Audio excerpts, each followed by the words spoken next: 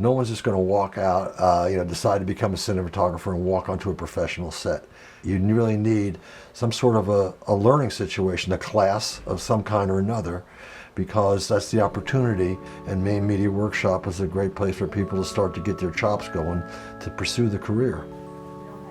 It is very much how you break in is a right time, right place situation, right? You've made friendships with people here. Some of them are working professionally. They may even get a call while they're here. They go, I got a shoot in Boston in 2 weeks. I want you to work with me. Come be on my crew.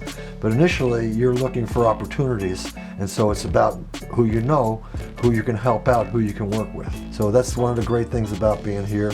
You're meeting other people who are doing it. You're also meeting top professionals that the school that Maine Media is bringing through.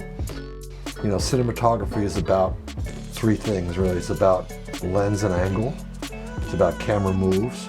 It's about light. But really, it's what separates the greats from the mediocre is how we light. And the great thing about light is you're never done learning about it. When I was 23 and shooting Texas Chainsaw Massacre, I know it all.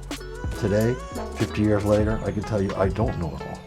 And I'm glad I don't, because that's what keeps it interesting. I'm still learning new tricks.